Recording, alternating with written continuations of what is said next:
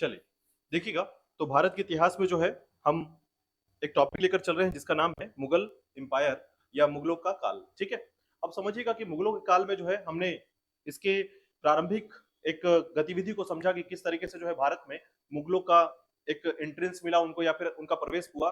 और उसके साथ ही साथ जो है मैंने आपको बाबर के बारे में सारी कहानियां समझा दी थी। ठीक है, तो बाबर के बारे में जो हमने पढ़ा कि किस तरीके से जो है उसने 11 साल की उम्र में जो है फरगना का शासक बना और धीरे धीरे जो है उसने समरकंद में काफी बार जो है जीतने का प्रयास किया, समरकंद के क्षेत्र को, राजधानी के क्षेत्र को जो है जीतने का प्रयास किया, परंतु अधिकतर समय तो है जो है वो नहीं जीत सका। और उसके बाद पुनः जो इसने भारत की तरफ जो है अपनी स्थिति को मजबूत किया और भारत में अंतिम तौर पर जो है पानीपत के युद्ध के साथ जो है उसने भारत में एक लक्ष्य को जीत लिया। और इसके साथ ही साथ समझिएगा कि भारत में जो उसकी स्थिति थी एक तरीके से मजबूत मानी जाती है खानवा के युद्ध को। ठीक है, तो खानवा के युद्ध जो है याद रखिएगा 1527 में खानवा के युद्ध हुआ और इस युद्ध के दौरान जो है भारत में मुख्य तौर पर जो है कहा जाता यह है कि बाबर ने मुगल वंश को जो है एक अस्तित्व दे दिया था। ठीक है, जैसे देखिए इसको इस बात से समझिएगा कि पानीपत का युद्ध जो है भारत में एक इंट्रेंस कहलाता है। इंट्रेंस का मतलब मुगलों का एंट्री, ठीक है, इस युद्ध के दौरान हुआ था। और साथ ही साथ हम भारत के क्षेत्र में उनके अस्तित्व की बात कब करते हैं तो खानवा के युद्ध के साथ करते हैं, याद रखिएगा।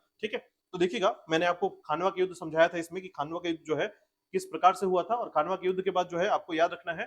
ठीक है, तो खानवा के युद्ध की सबसे महत्वपूर्ण बातें जो है कि मैंने बताया था आपको कि इसमें जो है पहली बार जो है बाबर ने जो है इसको जीत के लिए जो है क्या किया था, जिहाद का नारा दिया था और जीत के बाद जो है गाजी की उपाधि धारण की थी। ठीक है, तो ध्यान रखिए खानवा के युद्ध जो है एक महत्वपूर्ण युद्ध था और किसके विरुद्ध में हुआ था तो याद रखिएगा राणा सांगा के विरुद्ध में हुआ था।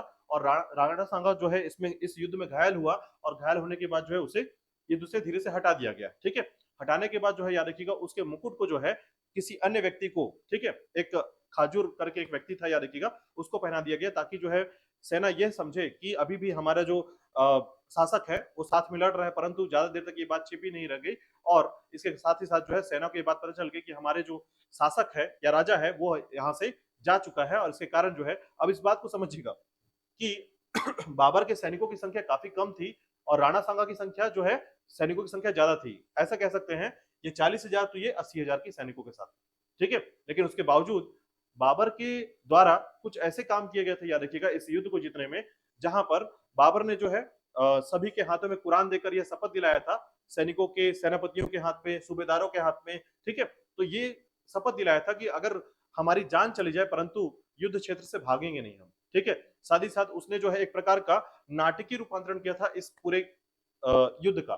ठीक है, युद्ध में जाने से पहले जो है इसने क्या किया था, एक एग्जांपल मैं आपको समझाता हूं। कई बार आपने मूवीज में देखा होगा कि हीरो जब नाटकीय रूपांतरण करता है तो जैसे मान लीजिए शराब रखा हुआ है, शराब को हाथ नहीं लगाऊंगा, इस प्रकार का स्टेटमेंट देता है वो। ठीक है, उसी प्रकार का नाटकीय रूपांतरण जो है बाबकी ने भी बाबर ने भी किया था याद रखिएगा। जब बाबर ने ऐसा किया तो हुआ क्या कि उसने जो है जो गजनी क्षेत्र से आए हुए पूरे शराब से भरे हुए बर्तन थे याद रखिएगा उसको लुढ़का दिया।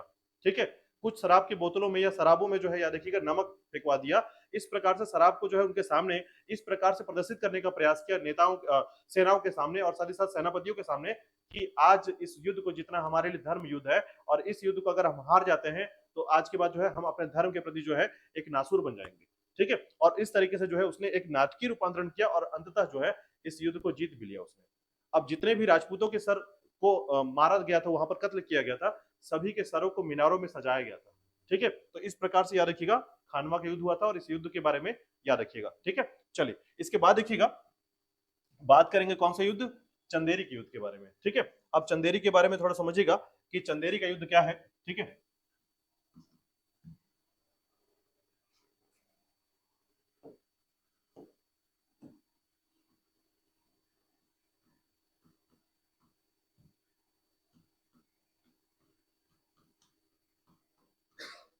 देखिए चंदेरी जो है ना ये मालवा और बुंदेलखंड के मध्य स्थित एक क्षेत्र है। ठीक है, यह पहले मालवा के अधीन हुआ करता था। चंदेरी जो क्षेत्र है याद रखिएगा यह पहले किसके अधीन होता था, मालवा के अधीन हुआ करता था। और यहाँ का एक सूबेदार हुआ करता था जिसका नाम है मेदिनी राय। ठीक है, तो याद रखिएगा यह युद्ध जो है मेदिनी राय शासक यहाँ का और एक तरफ है आपका बाबर। ठीक है, तो याद रखिएगा कि एक तरफ है शासक मेदिनी राय और एक तरफ है बाबर। और इसकी कथा कहानी भी कुछ इस प्रकार से याद रखिएगा कि इसके संबंध में बहुत सारी बातें आई हैं, ठीक है। तो अब ये जो युद्ध हो रहा है याद रखिएगा 1528 में, ठीक है। मैंने एक क्रम बता दिया आपको, याद करना बहुत आसान होगा, 26, 27, 28, 29, ठीक है, याद रखिएगा। तो देखिएगा चंदेरी का जो युद्ध हुआ, इस युद्ध के दौरान जो है आपको इस बात को याद रखना है कि मेदिनी राय कौन हुआ करता था, तो ये जो है चंदेरी का पहले सूबेदार हुआ करता था, ठीक है। ये चंदेरी का पहले क्या होता था, सूबेदार हुआ करता था। और बाबर ने जो है, अच्छा बाबर ने इसको क्यों युद्ध किया, मेदिनी राय को हराना क्यों जरूरी था, इस बात को ध्यान रखिएगा कि मतलब इस युद्ध का कारण मैं आपको बता देता हूं, ठीक है। तो पहला रीजन याद रखिएगा कि इसका कारण क्या है, युद्ध लड़ने का मुख्य कारण क्या है, ठीक है। कैसे, देखिए खानवा का युद्ध क्यों लड़ा गया, तो याद रखिएगा बाबर का जो कॉन्सेप्ट था, इस बात को जरूर ध्यान रखिएगा कि कारण आपको पता होना चाहिए कि खानवा का युद्ध लड़ा क्यों गया था, जैसे पानीपत का युद्ध क्यों हुआ था, ठीक है। तो ये बात जरूर ध्यान रखिएगा कि खानवा का युद्ध होने का कारण क्या था। तो सबसे पहले याद रखिए कि राणा सांगा ने क्या किया था, ठीक है। राणा सांगा एक तरीके से आप इसको ऐसा समझ सकते हैं कि बाबर को यह बात पता थी कि मुझे अगर भारत में रहना है और भारत में निश्चय करना है कि मैं यहीं पर अपना जीवन व्यतीत करूंगा आगे चलकर या यहाँ का शासक बनूंगा, तो यहाँ पर एक ही मात्र व्यक्ति था जो उसके शासन के इस निश्चय को तोड़ सकता था, वो राणा सांगा था, ठीक है। तो इस बात को देखते हुए जो है, जो और राणा सांगा की तरफ से क्या था, राणा सांगा ये बात जानता था कि अगर वो यहाँ के रहने लगा, ठीक है, चूंकि पानीपत का युद्ध जो है ये सबसे पहला इस बात पे था कि राणा सांगा ने इसको निमंत्रण दिया था पानीपत युद्ध के लिए, ठीक है, कि युद्ध लड़ो, यहाँ से धन जीतो और लेके चले जाओ। लेकिन राणा सांगा की बात बाद में पता चलती कि वो क्या प्लान कर रहा है कि मैं दिल्ली में ही राजधानी बना दूंगा। इसका मतलब है राणा सांगा के सपने जो थे कि यहाँ पर मैं शासक, क्योंकि देखिए राजपूतों के लिए एकता का प्रदर्शन या एकता, राजपूतों में एकता जो है एक ही मात्र व्यक्ति बांध सकता था और वो कौन था, राणा सांगा। इसके अलावा जब जैसे ही खानवा का युद्ध होता है, राजपूतों की जो एकता की जो शक्ति थी वो खत्म हो चुकी थी। इसके बाद कोई राजपूत की शक्ति के साथ संबंध में आप किसी के बारे में नहीं पढ़ेंगे, ठीक है। तो राणा सांगा वो अंतिम व्यक्ति था राजपूतों के तौर पर जो सभी राजपूतों को एकता के सूत्र में बांध सकता था। तो ऐसे में याद रखिए कि बाबर ने इस प्लान को समझ गया और बाबर ने जो है अपनी तरफ से इस युद्ध को एक धर्म युद्ध में बदल दिया, ठीक है। यानी काफिरों को मारने का जैसे संबंध जो है, क्योंकि इसने क्या कहा, इसने कहा कि इसने जो है हमारा साथ नहीं दिया पानीपत के युद्ध में, ठीक है। अब जब साथ नहीं दिया तो क्या स्थिति बनेगी, ठीक है। जो ऐसी परिस्थितियों में याद रखिएगा कि बाबर ने अपनी तरफ से अपनी बातों को रखा, राणा सांगा ने अपनी तरफ से बातों को रखा। राणा सांगा दिल्ली के क्षेत्र में जो है अब ये युद्ध लड़ने के लिए वो भी तैयार था और इधर बाबर भी युद्ध, तो खानवा के युद्ध कारण आपको समझ में आ गया होगा कि इसका कारण क्या था। उसी प्रकार इस युद्ध का मुख्य कारण याद रखिएगा, चूंकि ये किसके पास था, चंदेरी, मालवा और बुंदेलखंड के मध्य स्थित, ठीक है। तो पहला कारण याद रखिएगा ये मालवा और बुंदेलखंड के पास स्थित था, याद रखिएगा। दूसरा इसका राजनीतिक और आर्थिक महत्व था, यानी इस क्षेत्र का अपना एक राजनीतिक महत्व है और आर्थिक महत्व सबसे महत्वपूर्ण है, याद रखिएगा। क्योंकि अगर इस क्षेत्र में अगर आप देखेंगे तो आपको दिखेगा कि अगर जो इस क्षेत्र को जीत लिया, ठीक है, जिसके पास यह क्षेत्र है वो मध्य क्षेत्र का शासक बन सकता था, ठीक है। तो ऐसे में यह क्षेत्र जो है याद रखिएगा, इसको ऐसा समझ सकते हैं, देखिए ये दिल्ली, उसके पास आगरा और तेरी क्षेत्र, ठीक है। तो ये जो क्षेत्र है याद रखिएगा, अगर किसी के पास ये क्षेत्र है तो इसका मतलब ये समझिए कि इस रूट का सारा वैल्यू, बिकॉज ये रूट जो है ना आर्थिक रूप से बहुत महत्वपूर्ण माना जाता है, ठीक है। तो चंदेरी जो था आर्थिक रूप से महत्वपूर्ण था और साथ साथ राजनीतिक रूप से महत्वपूर्ण था, याद रखिएगा। जिसके पास ये क्षेत्र आ जाएगा तो इसी कारण से बाबर ने क्या किया, मेदिनी राय को ऑफर किया, ठीक है। बोला कि आप एक काम करो, ये चंदेरी क्षेत्र मुझे दे दो और इसके बदले जो है एक क्षेत्र है, याद रखिएगा, उसके बदले जो है उसने अपने क्षेत्र को जो है एक्सचेंज करने का ऑफर दिया था उसको, ठीक है। मेदिनी राय ने मना कर दिया। अब इसके बाद जैसे ही उसने इंकार किया, याद रखिएगा, बाबर ने आक्रमण कर दिया, ठीक है। तो इस चंदेरी क्षेत्र को याद रखिएगा इसी प्रकार से कार्य इसने ठीक है। तो राजनीतिक महत्व याद रखिएगा, ये दो मुख्य कारण है। और इसके बाद जो है बाबर ने जैसे ही उस क्षेत्र को लेने का प्रयास किया और इससे आक्रमण करने का एक स्थिति बन गया कि मेदिनी राय ने जो है ये मना कर दिया, ठीक है। दूसरी बात और दूसरा एक कारण मैं आपको बताता हूं कि मेदिनी राय जो है इससे पहले खानवा के युद्ध में किसकी तरफ से लड़ा था, राणा सांगा की तरफ से। तो यह भी एक कारण था, याद रखिएगा, ठीक है, कि अपने दुश्मन के विरुद्ध जो है अब लड़ना था। तो एक मजबूत सूबेदार जो है याद रखिएगा कौन था, मेदिनी राय था उस समय में, जो कि खानवा के युद्ध को लड़ा था, ठीक है। तो यह भी याद रखिएगा कि खानवा के युद्ध जो है इसने लड़ा था, ठीक है।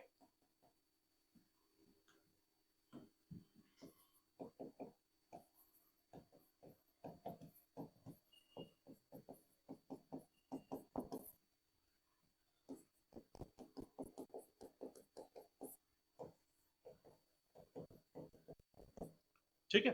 तो इसने जो है याद रखिएगा, मेदिनी राय ने पहले ये सूबेदार हुआ करता था और बाद में जो है शासक बना, चंदेरी का शासक बना, जो कि राणा सांगा की अधीनता इसने स्वीकार कर ली थी। ठीक है। अब देखिए युद्ध का जो तरीका है उसको समझिएगा फिर से। तो बाबर ने जब ये युद्ध लड़ा था, याद रखिएगा कि बाबर का जो युद्ध का समय था, ठीक है, 1528 में ये युद्ध लड़ा गया और बाबर ने पुनः इस समय जब युद्ध लड़ा गया था, याद रखिएगा, ठीक है, तो चंदेरी नामक जगह पर यह युद्ध लड़ा गया।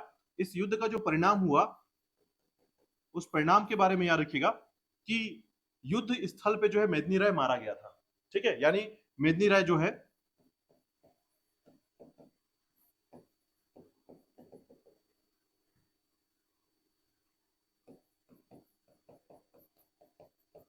ये मारा गया। साथ ही साथ याद रखिएगा कि मेदिनी राय की दो पुत्रियां थी। ठीक है, इसकी दो पुत्रियां थी और दोनों पुत्रियों में याद रखिएगा एक कमरान और एक जो है दो पुत्रियां थी मेदिनी राय की, याद रखिएगा, जो जिसमें से एक जो है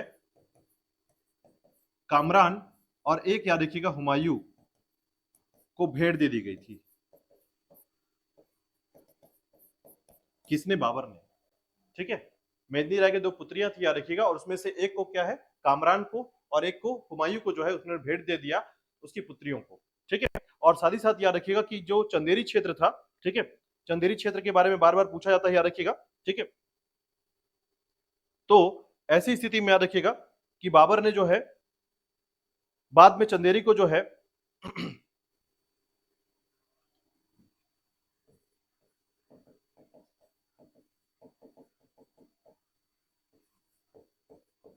अहमद शाह को दे दिया था।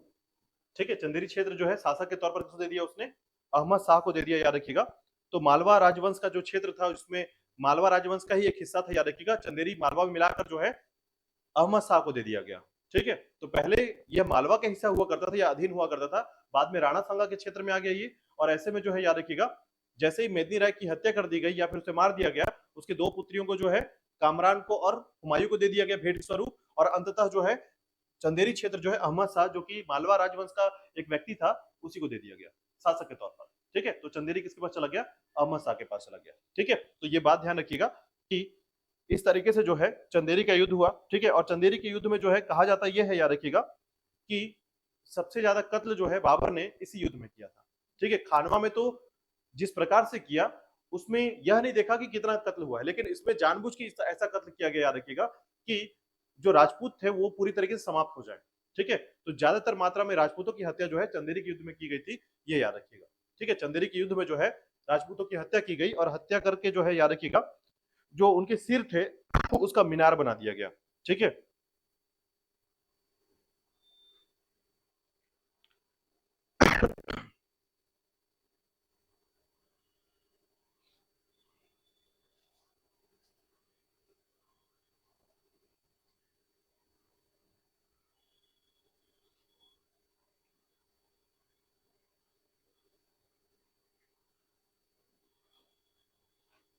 ठीक है, तो यहां तक बात समझ में आ गई। चंदेरी का युद्ध आपको याद रखना है, चंदेरी का युद्ध जो है किस प्रकार से हुआ ये याद रखिएगा। ठीक है, मार्च का टाइम था, याद रखिएगा, मार्च 1528 का समय था ये। ठीक है, अच्छा माफ कीजिएगा, जनवरी का समय था, जनवरी 1528 का समय था। ठीक है, तो जनवरी 1528 के समय जो है ये घटना घटी, और याद रखिएगा इस युद्ध का टाइम आपको बता देता हूं मैं, 1 घंटे का युद्ध था ये। ठीक है, 1 घंटे के युद्ध, मतलब शुरू हुआ और 1 घंटे में खत्म हो गया था ये। ठीक है, याद रखिएगा। चलिए देखिएगा, नेक्स्ट है आपका घाघरा के युद्ध। ठीक है,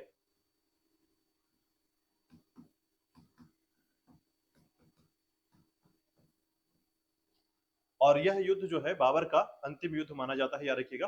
ठीक है, तो बाबर का अंतिम युद्ध जो है घाघरा युद्ध कहलाता है, याद रखिएगा। यह जो है 6 मई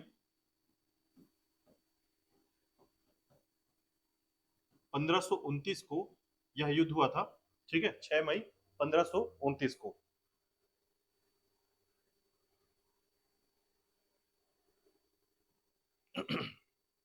तो देखिएगा यह युद्ध किस प्रकार से होता है या किस प्रकार की स्थिति बनती है इसमें। ठीक है, तो इसको थोड़ा सा याद रखिएगा कि इनके मध्य जो है किस प्रकार की स्थिति बनती है।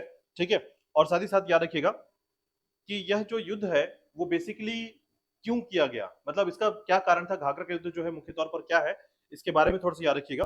तो देखिएगा बिहार के जो क्षेत्र थे, ठीक है, आपको पहले ही मैं बता दूं कि बाबर ने जो है अंतिम युद्ध किससे लड़ा था, इब्राहिम लोदी से लड़ा था, ठीक है, पानीपत का युद्ध जो है इब्राहिम लोदी के साथ।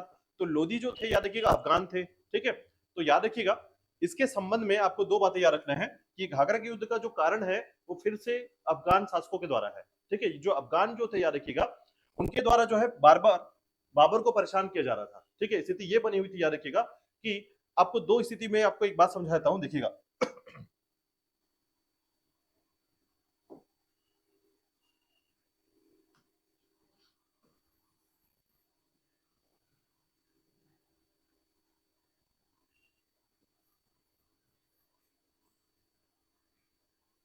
ठीक है, इस लोकेशन को आप समझ रहे हैं, भारत का दक्षिणी क्षेत्र, ठीक है, और ये जो है पूर्वोत्तर क्षेत्र है, ठीक है, और ये पश्चिम क्षेत्र है।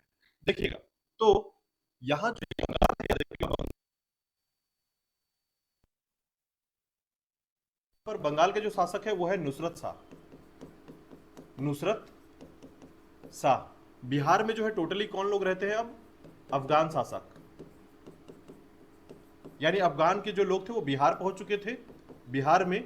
और उसके बाद क्योंकि पहले दिल्ली में थे ये, बाबर के साथ जब युद्ध हुआ याद रखिएगा उसके बाद इनको भागना पड़ा वहां से, और कहां शिफ्ट हो गए, कहां चले गए, बिहार के क्षेत्र में, ठीक है।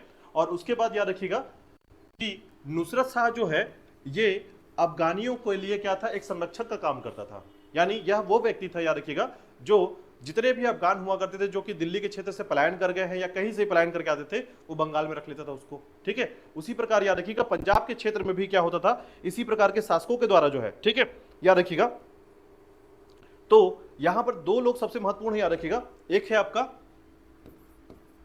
महमूद खां लोहानी, ठीक है। इनका नाम आपको याद नहीं है, कोई बात नहीं, और आपको याद भी नहीं करना, बस मैं बेसिकली आपको बता दे रहा हूं। एक है आपका शेर खां, ठीक है।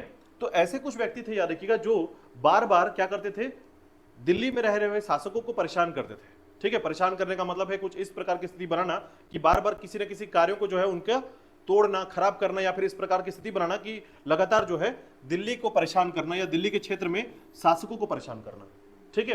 तो ऐसी स्थिति में याद रखिएगा जब बिहार के अफगान शासक के द्वारा या अफगान सरदारों के द्वारा जो है अपनी स्थिति को मजबूत किया जा रहा था, ठीक है। और स्थिति को मजबूत करने के साथ साथ जो है ये कन्नौज की तरफ आगे बढ़ रहे थे याद रखिएगा,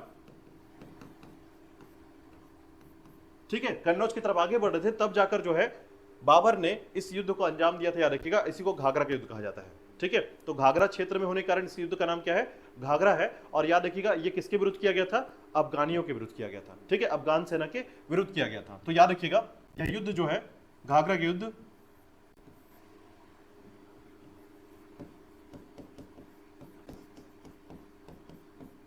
अफगान सरदार और एक तरफ जो है बाबर इस युद्ध को अंजाम देता है, ठीक है। तो याद रखिएगा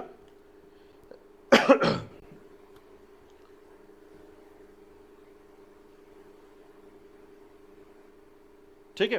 तो याद रखिएगा इसमें जो है स्थिति ये बनती है याद रखिएगा कि बंगाल का जो स्थिति बनता है, ठीक है, इसका जो अफगानों का जो ये युद्ध हुआ था याद रखिएगा 6 मई 1529 को, इस युद्ध का जो एक परिणाम आपको बताने वाला हूं मैं। तो याद रखिएगा इसमें स्थिति ये बनती है कि बाबर, और पहले तो याद रखिएगा कि अफगान सरदारों में जो है, जैसे जो अफगान सरदार, कई अफगान सरदार हुआ करते थे, ठीक है, हालांकि परिणाम तो बाबर के पक्ष में था याद रखिएगा कि इसमें स्थिति जो बनी थी, ठीक है,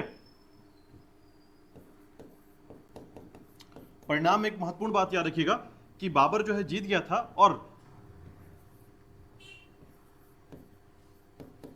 अफगान सरदारों में कुछ सरदारों ने माफी मांग ली थी, ठीक है, कुछ सरदारों ने क्या किया था, माफी मांग ली थी। तो और बाबर ने उनको छोड़ भी दिया था। उसमें एक महत्वपूर्ण व्यक्ति थे याद रखिएगा, कौन, शेर खां, ठीक है, क्योंकि शेर शाह सूरी या शेर शाह जो है यहीं से इसका बदला लेता है याद रखिएगा, क्योंकि यही वो अफगान है जो, इसके बारे में आप आगे पढ़ेंगे याद रखिएगा, क्योंकि ये बाबर के सैनिकों के तौर पर काम करता था पहले, ठीक है। और इसने एक बात कही थी याद रखिएगा कि मेरी किस्मत जिस दिन साथ देगी, ठीक है, मेरी किस्मत जिस दिन साथ देगी उस दिन मैं दिल्ली से इनको मुगलों को जो है उखाड़ फेंकूंगा। ये स्टेटमेंट याद रखिएगा शेर शाह सूरी का, इसी शेर खां का, ठीक है। और ये करता भी है, याद रखिएगा, हुमायूं को हरा करके लंबे समय के लिए जो है याद रखिएगा 15 सालों के लिए दिल्ली को अपने कब्जे में कर लेता है। और यही कारण है याद रखिएगा कि हुमायूं का जो समय रहा है वो दो पार्टों में पढ़ना पड़ता है आपको, ठीक है। तो याद रखिएगा कि इसमें इसने जो है शेर खान ने जो है याद रखिएगा माफी मांग ली थी यहां पर। और याद रखिएगा नुसरत जो शाह है याद रखिएगा ये अफगान शासक है, यह भी बंगाल के क्षेत्र का अफगान शासक याद रखिएगा।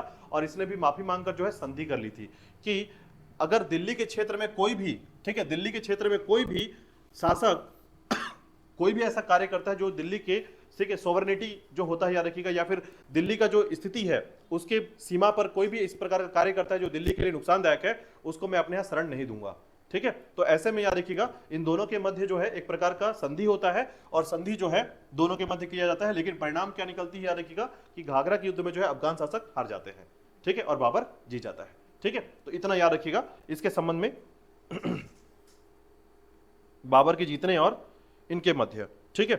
तो ये एक स्टेटमेंट है याद रखिएगा बाबर के समय की स्थिति है, जिसमें घाघरा के युद्ध भी जो है उसने जीत लिया था, ठीक है। अब इसी के साथ याद रखिएगा कि बाबर ने जब ये क्षेत्र जीता, या मुगल वंश के इतिहास में जो है बाबर की कहानी जो है देखी जाती है याद रखिएगा, तो उसके आधार पर जो है बाबर ने जब एक सबसे इंपॉर्टेंट, अच्छा एक नाम और याद रखिएगा इसमें, सबसे महत्वपूर्ण व्यक्ति का नाम जो है, शेर खां तो है ही इंपॉर्टेंट, लेकिन महमूद लोदी भी जो है इसमें सबसे महत्वपूर्ण है, याद रखिएगा। महमूद लोदी, इब्राहिम लोदी का भाई, याद रखिएगा। यह अभी भी वही चाहता था याद रखिएगा कि दिल्ली, क्योंकि देखिए इब्राहिम लोदी का जो क्षेत्र था वो दिल्ली के शासक के तौर पर था, और लोदी परिवार यह चाहता था कि वापस पुनः हमें दिल्ली में क्या मिल जाए, अपना पुराना खोया हुआ शासन परिवर्तन जो है वो प्राप्त हो जाए, ठीक है। तो इसने जो है बार बार यही प्रयास किया याद रखिएगा कि बाबर को उसके क्षेत्र से भगा देना और दिल्ली में पुनः जो है अपने शासक की स्थिति को मजबूत कर पाना, ठीक है। लेकिन घाघरा के युद्ध ने जो है यह परिणाम को अंत कर दिया, जिसमें बाबर को जो है पूर्णतः रूप से जो है सफलता मिली, और अफगान शासकों को यह बात पता चल गया कि अब जो है अब यहाँ पर हमारा स्थिति बहुत कमजोर है, और इसके साथ ही साथ जो है सभी ने क्षमा पत्र लिखकर जो है बाबर से माफी मांग ली। तो ये जो घटना है याद रखिएगा इसे घाघरा का युद्ध कहा जाता है। और इसी युद्ध में जो है अफगान सरदारों में सबसे मुखिया था याद रखिएगा महमूद लोदी, जो कि किसके संरक्षण में था, नुसरत शाह के संरक्षण में था। तो इन सभी के साथ जो है संधि बाबर करता है और अपने शर्तों पर जो है इस संधि को पूरा करवाता है, ठीक है। तो ये याद रखिएगा। और इसी में एक व्यक्ति रहता है याद रखिएगा शेर खां, जिसके बारे में आगे चलकर आप पढ़ेंगे, ठीक है। चलिए, तो ये था आपका बाबर के संबंध में। इसके बाद देखिएगा कि बाबर के संबंध में और महत्वपूर्ण बातें जो कि 3 है, ठीक है। तो बाबर की मृत्यु और उसकी विजय यात्रा के संबंध में जो है आपको थोड़ा सा याद रखना है, ठीक है।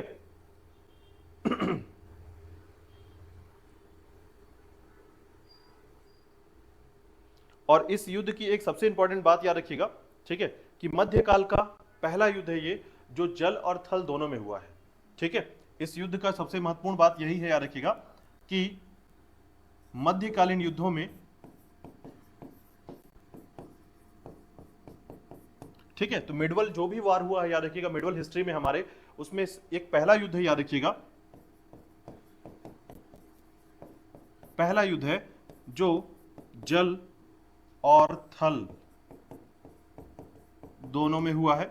अगर हवाई जहाज होती तो आप लिख पाते कि आसमान में भी हो गया, ठीक है। लेकिन ध्यान रखिएगा जल और थल में होने वाला पहला युद्ध जो है, ये ध्यान रखिएगा आपका मध्यकाल इतिहास में जो है पहला युद्ध है, जो कि घाघरा का युद्ध है, ठीक है। तो घाघरा का युद्ध जो है तटीय क्षेत्र में हुआ है, याद रखिएगा नदी तटीय क्षेत्र में हुआ है, तो याद रखिएगा इसे घाघरा के युद्ध से नाम से जाना जाता है, ठीक है। अब इसी के बाद याद रखिएगा कि इसके बाद जो है कुछ समय के बाद जो है बाबर की मृत्यु हो जाती है, याद रखिएगा। देखिएगा तो 6 मई 1529 को जो है ये युद्ध हुआ, ठीक है, और 1530 को जो है बाबर की मृत्यु हो जाती है, ठीक है। अब सोचिए कब आया था वो, 1526 में। कितने साल रहा, लगभग 4 साल, ठीक है। और 4 साल कंपेयर करने के बाद वो मर जाता है, ठीक है। तो याद रखिएगा उसकी मृत्यु के संबंध में बहुत सारी बातें चलती है, याद रखिएगा, ठीक है। इसको आप ध्यान रखेंगे।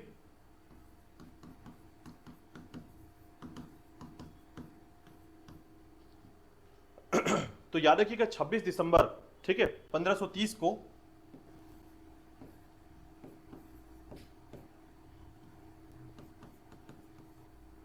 बाबर की मृत्यु हो जाती है, ठीक है।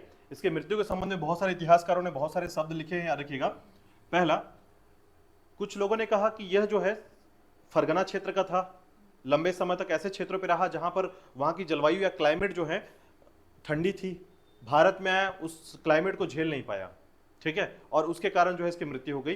कुछ लोगों ने क्लाइमेट या जलवायु को जो है इसका मुख्य कारण बताया कि जलवायु को जो है इसकी बॉडी ने झेल नहीं पाया, ठीक है, या उसके शरीर ने जो है झेल नहीं पाया और इस प्रकार से इसकी मृत्यु हो गई, ठीक है। कुछ लोगों का कहना है, याद रखिएगा, कि बाबर ने जो है, क्योंकि जो इब्राहिम लोदी की माँ थी वो वहीं थी, तो ऐसा माना जाता है कि इब्राहिम लोदी की माँ ने जो है बाबर के खाने में जहर खुरानी कर दिया, ठीक है, या जहर खिला दिया, और लगातार जो है उसको जहर देते देते अंततः जो है उसको मार डाला, ठीक है। तो इस प्रकार से बहुत सारे कारण बताए गए हैं, याद रखिएगा। लेकिन बाबर की जो मृत्यु हुई है, याद रखिएगा, अब इसमें भी एक घटना मैं आपको बताने जा रहा हूं, तो याद रखिएगा उस समय क्या हुआ था, हुमायूं की तबीयत खराब हो गई थी, ठीक है। तो बाबर ने क्या किया था, बाबर ने एक स्टेटमेंट जारी किया था उस समय कि हुमायूं जो है अगर ठीक हो जाता है तो मेरी मृत्यु हो जाए, मैं इसको पसंद करूंगा, ठीक है। यानी उसने भगवान से यह मांगा, खुदा से यह मांगा कि हुमायूं के बदले मेरी जान चली जाए, ठीक है, और हुमायूं की तबीयत ठीक हो जाती है और उसके बाद जो उसके 6 महीने के बाद जो है बाबर की मृत्यु हो जाती है, ठीक है। तो इतिहासकारों ने बहुत सारे अपने अपने मंतव्य रखे हैं यहाँ पर, बस आपको ध्यान रखना है कि आपको बस याद रखना है कि उसकी मृत्यु हो गई थी, और मृत्यु के 4 दिन बाद, ठीक है, यानी 26 तारीख के 4 दिन बाद 30 तारीख को जो है हुमायूं को उत्तराधिकारी घोषित कर दिया जाता है। हालांकि वो उत्तराधिकारी अपने जीवन के दौरान ही जो है उसने घोषित कर दिया था, ठीक है। तो ये बात ध्यान रखिएगा, हुमायूं को इसके बाद शासक बना देता है, ठीक है, यहाँ तक क्लियर है। अब चलिए कुछ बात करते हैं हुमायूं के बाबर के कुछ विशेष तथ्यों पर, ठीक है। तो याद रखिएगा बाबर के संबंध में कुछ महत्वपूर्ण तथ्य याद रखिएगा, थोड़ा जरूरी है ये, ठीक है। यानी कि अगर आपसे क्वेश्चन पूछा जाए तो इसके संबंध में क्वेश्चन पूछा जाता है, जैसे बाबर का मूल नाम क्या है?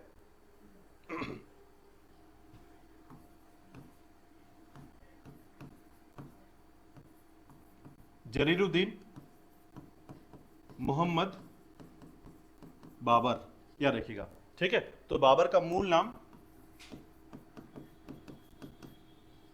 ठीक है, जरीरुद्दीन मोहम्मद बाबर। याद रखिएगा बाबर का अर्थ जो है तुर्की भाषा में बाघ होता है, ठीक है, टाइगर। तो याद रखिएगा बाबर का, देखिए कई बार जो है ना, आपको जितने मुगल शासक हुए हैं उनका मूल नाम तो थोड़ा सा जानना पड़ेगा, चाहे वो अकबर हो, बाबर हो, हुमायूं हो, सभी का एक मूल नाम आपको याद रखना पड़ेगा, क्योंकि इसके संबंध में कई बार क्वेश्चन पूछा था, याद रखिएगा। तो बाबर का जो मूल नाम है वो जरीरुद्दीन मोहम्मद बाबर है, ठीक है। बाबर शब्द जो है तुर्की भाषा का शब्द है, याद रखिएगा, और इसका अर्थ होता है बाघ, ठीक है।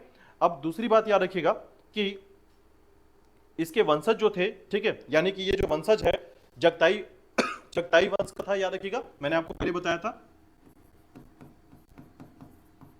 चगताई वंश का था। इसने एक नया वंश जो है चगताई वंश की शुरुआत की थी, याद रखिएगा, ठीक है। और साथ ही साथ याद रखिएगा कि चगताई वंश जो है, इसका जो नाम पड़ा चगताई वंश, याद रखिएगा, ये बाबर ने जो है चंगेज खां के दूसरे पुत्र के नाम पर रखा था। चंगेज खां जो था, याद रखिएगा, उसके पुत्र का नाम चगताई था, उसके नाम पर ये चगताई वंश रखा था, ठीक है। तो कई बार जो है चगताई वंश के बारे में पूछा जाता है, याद रखिएगा, कि बाबर का वंश का जो नाम है, या पहले तो नाम पूछा जाता है चगताई वंश का है, और दूसरा जो पूछा जाता है, याद रखिएगा, ये चंगेज खां के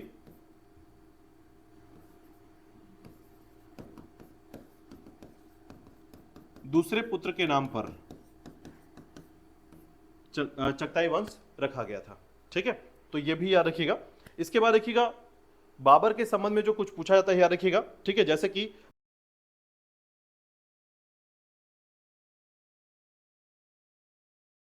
ठीक है, और एक पुत्री थी, ठीक है।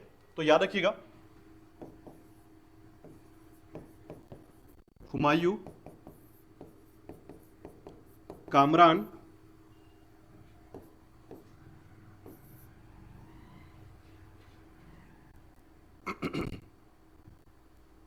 और तीसरा जो है अस्करी, ठीक है। लेकिन एक और जो इसके भाई के बारे में जानकारी मिलती है, याद रखिएगा, हिंदाल के बारे में, जो अलग मां से थी, याद रखिएगा, ठीक है। तो इनके संबंध में 4 भाई 4 पुत्र की बात की जाती है, परंतु हुमायूं के संबंध में जब बोला जाता है तो अधिकतर जो है उसके भाई के बारे में पूछा था, याद रखिएगा। तो 4 जो पुत्र थे, याद रखिएगा, उनको आप थोड़ा सा ध्यान दीजिएगा, ठीक है। तो इसमें याद रखिएगा हिंदाल को थोड़ा सा अलग से पढ़ा जाता है, हिंदाल के बारे में, ठीक है। तो नाम सबसे बड़ा कौन था इसमें? हुमायूं, ठीक है।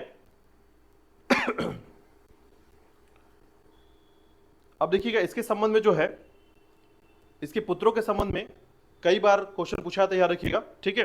तो अभी आगे हम डिस्कस करेंगे पुत्रों के बारे में, लेकिन फिलहाल इतना याद रखिएगा इसके पुत्रों के संबंध में कि 4 पुत्र हैं, ठीक है, जिसमें से हिंदाल जो है सबसे अलग माना जाता है इसमें, और 3 जो है, याद रखिएगा, हुमायूं, कामरान और अस्करी, ठीक है। इसमें आपको सिर्फ जानना क्यों है, आपको बताता हूं।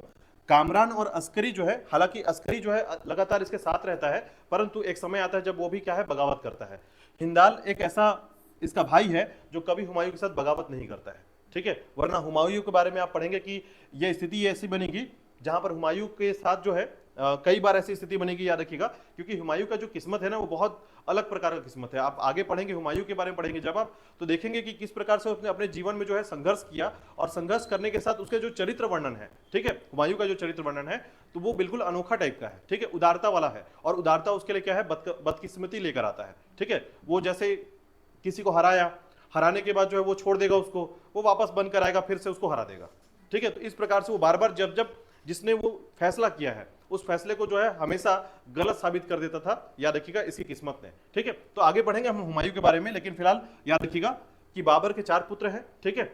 अब उसी के साथ याद रखिएगा कि इसके समय में जो 2 बातें याद रखिएगा, ठीक है, इसके समय में 2 बातें। पहला तो याद रखिएगा इसके द्वारा जो है स्थापत्य कला की बात करें तो स्थापत्य कला के भी संबंध में हम पढ़ेंगे, और याद रखिएगा इसके संबंध में इसने एक महत्वपूर्ण आत्मकथा लिखी है, ठीक है। तो याद रखिएगा इसकी आत्मकथा बहुत वैल्यूएबल होती है, बहुत इंपॉर्टेंट माना जाता है, ठीक है। आत्मकथा, ठीक है। तो इसने अपने बारे में, अपने जीवन के बारे में याद रखिएगा, और भारत में रहने के बारे में जो है बहुत सारी बातें लिखी है, ठीक है। इसने बहुत सारी चीजों के बारे में लिखा है, जैसे कि सबसे पहला चीज इसने यहाँ की क्लाइमेट के बारे में लिखा। उसने ऐसा बताया है कि यहाँ पर जो है एक दिन में 10 से 12 बार बारिश हो जाता है। जहां मैं पहले रहता था वहां बारिश देखने को नहीं मिलता था, और यहाँ वो जगह है जहां पर एक दिन में 10 से 12 बार बारिश हो जाती है, और कई बार ऐसा होता है। यहाँ का सारा मौसम बहुत अच्छा है, परंतु ये मैं उसके एक आत्मकथा के बारे में आपको बता रहा हूँ। तो आप समझिएगा कि उसने लिखा था कि यहाँ पर हमारे पास जो लोहे के बने सामान थे उसमें जंग लगने की सबसे बड़ी समस्या हुआ करती थी, ठीक है। मतलब यहाँ पर बरसात के दिनों में जो है जंग लगना सबसे बड़ी समस्या थी, और ऐसे में जो है हम उस प्रकार के कपड़े या उस प्रकार के किसी भी ढाल को प्रयोग नहीं कर सकते जो जंग लग जाता था, ठीक है। तो इस प्रकार के बहुत सारे स्टेटमेंट उसमें लिखे गए हैं। उसने बताया है कि यहाँ पर जो है कारीगर मिलना बहुत आसान हुआ करता था। जितने प्रकार के महल या जिस प्रकार के स्थापत्य मैं बनवा रहा हूं उसमें 1300 कारीगर मिल जाते थे मुझे आसानी से, और यहाँ पर कारीगर जो है विभिन्न प्रकार के अलग अलग कार्यों को करने वाले पारंगत रूप से, मतलब उनकी स्किल्ड, काफी अच्छा स्किल्ड थे वो। तो ऐसे में जो है हर क्षेत्र में काम करने वाले कारीगर यहाँ पर भारत में मिल जाते हैं। ऐसे करके जो है उसने अपनी आत्मकथा लिखी है, ठीक है। तो आत्मकथा जो है, हालांकि कुछ इतिहासकार ये मानते हैं कि इस आत्मकथा को जो है यह पूर्ण आत्मकथा नहीं है। कहने का मतलब है कि इसके तहत, इस आत्मकथा से जो है हम भारत के इतिहास को तुलना नहीं कर सकते, लेकिन कुछ इतिहासकार मानते हैं कि उस समय में इस आत्मकथा को वैल्यूएबल मानते हुए जो है हम भारत की तुलना कर सकते हैं, ठीक है। अब देखिएगा इसी के बाद जो है इसे कहा जाता है तुजुक ए बाबरी।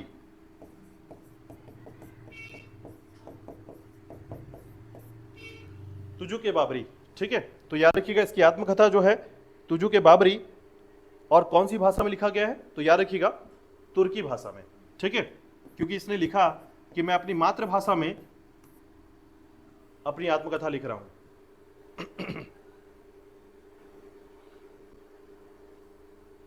ठीक है।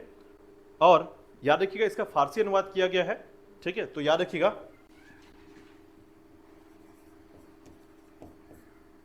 अब्दुल रहीम खान खाना, अब्दुल रहीम खान खाना ने इसे क्या कर दिया, फारसी अनुवाद किया, और इसे बोला गया बाबरनामा,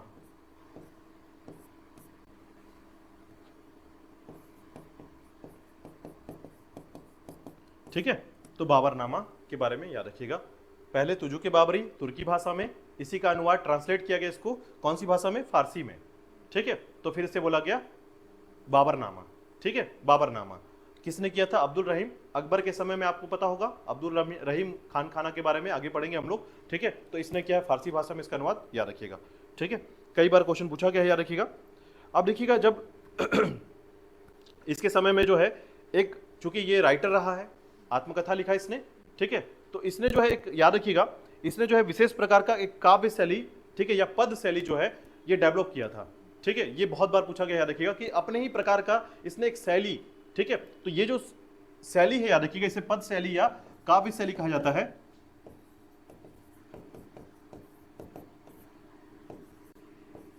मुबियान शैली का नाम है, याद रखिएगा, काव्य शैली जो कि इसने डेवलप किया था, ठीक है। तो बाबर के द्वारा जो है एक काव्य शैली डेवलप किया गया था, याद रखिएगा, इसका नाम है मुबयान। ठीक है, मुबयान काव्य शैली। साथ ही साथ याद रखिएगा कि इसने जो है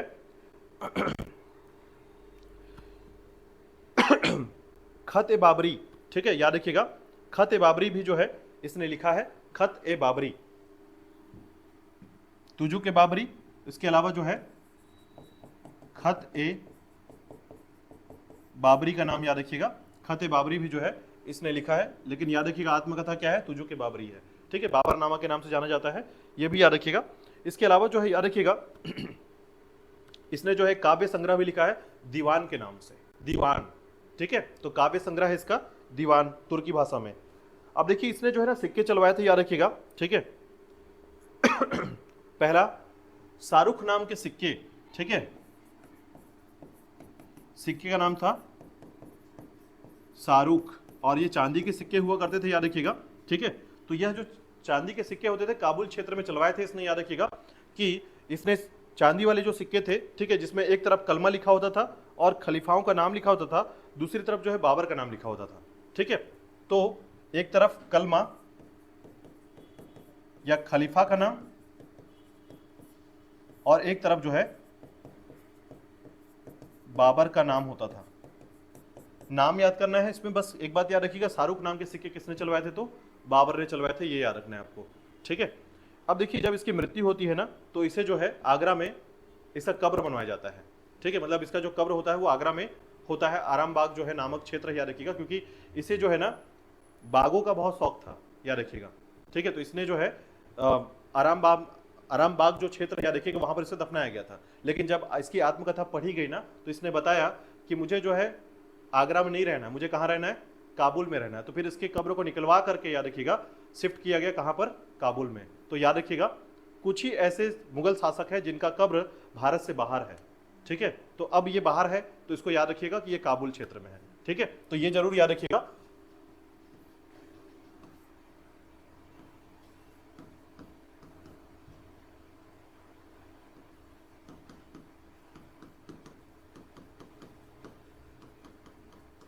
आगरा के आराम बाग में पहले किया गया था, फिर अकबर के द्वारा इसे कहां कर दिया गया,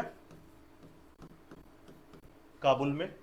ठीक है, तो याद रखिएगा इसके स्थापत्य की बात करें तो याद रखिएगा इसके स्थापत्य में जो है इसने, चूंकि मैंने बताया कि इसको गार्डन का बहुत शौक था, तो इसने जो है ईरानी शैली में जो है बगीचों का निर्माण करवाया था, याद रखिएगा। ठीक है, और साथ ही साथ याद रखिएगा एक पैमाने का प्रयोग किया गया था सड़क नापने के लिए, गज ए बाबरी का। ठीक है, तो ये थोड़ा सा छोटा एक तरीके से आप इसको कह सकते हैं कि फैक्ट्स के हिसाब से थोड़ा सा याद रख लीजिएगा। ठीक है, गज ए बाबरी सड़क नापने का पैमाना। ठीक है, सड़क मापने का पैमाना जो है गज ए बाबरी के नाम से। इसी के साथ याद रखिएगा कि यह जो है, ठीक है, जो खत ए बाबरी है, याद रखिएगा, खत ए बाबरी जिसे है, इसे एक इसके तुर्की भाषा में एक नाम दिया गया है, याद रखिएगा।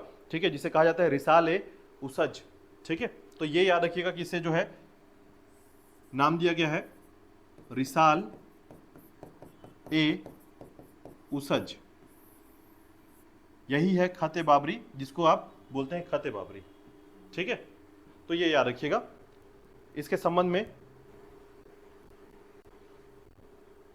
अब देखिए बाबर ने जो है अपने साम्राज्य का विस्तार तो किया, परंतु इसको एक नींव या फिर एक मजबूती नहीं दे सका है। ठीक है, कारण क्या है, इसको जब मजबूती देने के टाइम, क्योंकि देखिए ये दो तरीके होते हैं, समझिएगा। जब आप किसी क्षेत्र में विस्तार करते हैं तो विस्तार करने के साथ क्या होता है, विस्तार किया हमने, लेकिन वहां पर नियंत्रण जो पूरी तरीके से जिसके लिए समय चाहिए होता है, वो समय बाबर को नहीं मिल पाया। ठीक है, उसकी मृत्यु हो गई, इसने क्षेत्र को जीता और जीतने के साथ ही क्या हो गया, मृत्यु हो गई। अब उसके साथ क्या हुआ कि साम्राज्य तो विस्तार हो गया, परंतु उसको मजबूती नहीं मिल पाई है। और इसके कारण, इसी के सारे कारणों से जो है, जो पैतृक रूप से जो है हुमायूं को जितने भी चीजें मिली हैं किस्मत के तौर पर, उसी किस्मत में ये किस्मत ऐसी होगी, याद रखिएगा, जो हुमायूं को संघर्ष करने पर मजबूर कर देगा। ठीक है, तो हुमायूं के संबंध में याद रखिएगा कि इसके बाद जो है एक शासक फिर से जो है उत्तराधिकारी के तौर पर जाना जाता है, जो है आपका हुमायूं। ठीक है, तो यहां तक बाबर के संबंध में आपने जो भी टॉपिक पढ़ा है याद रखिएगा, इतना एकदम क्लियर होना चाहिए कि बाबर के संबंध में, कि बाबर जो है पानीपत में जो है पहली भारत में एंट्री करता है, याद रखिएगा पानीपत पे, और उसके बाद खानवा का युद्ध लड़ता है, उसके बाद आपका चंदेरी का युद्ध, और उसके बाद घाघरा के युद्ध। ठीक है, सभी युद्ध किसके विरुद्ध लड़े गए हैं ये आपको प्रॉपर याद होना चाहिए कि किसके विरुद्ध लड़े गए हैं। दूसरा, इस युद्ध का परिणाम क्या हुआ था ये भी थोड़ा ठीक ठाक से याद करना है, और अगर कोई फैक्ट उससे निकल कर आता है वो भी प्रॉपर याद करना है आपको। ठीक है, इसके अलावा जो है समरकंद के लिए मैंने आपको बता दिया था, और साथ ही साथ कई बार बाबर की पहली, जैसे देखिए पानीपत उसका 5वां युद्ध था, याद रखिएगा। ठीक है, पानीपत जो है भारत की एंट्री का पहला युद्ध है, लेकिन उससे पहले उसने जो है आपका जो भैरा क्षेत्र याद रखिएगा, भैरव जो क्षेत्र है याद रखिएगा, बिजौर और भैरा जो क्षेत्र है उस क्षेत्र में पहला युद्ध लड़ा था। ठीक है, तो उन क्षेत्रों के लिए अगर आपने संबंधित चीजों से याद रखा तो याद रखिएगा पानीपत उसका 5वां युद्ध है। तो इस संबंध में फैक्ट प्रॉपर तरीके से क्लियर होना चाहिए, ऐसा नहीं कि पानीपत, खानवा, चंदेरी और बाकी आपको युद्ध याद है बट उसके पहले के युद्ध याद नहीं हो रहा है, तो ये गलत होगा। आपको प्रॉपर तरीके से बाबर की सारी घटनाओं को प्रॉपर याद रखना है। ठीक है, चलिए इसके बाद देखिएगा बात करते हैं हुमायूं के बारे में। ठीक है,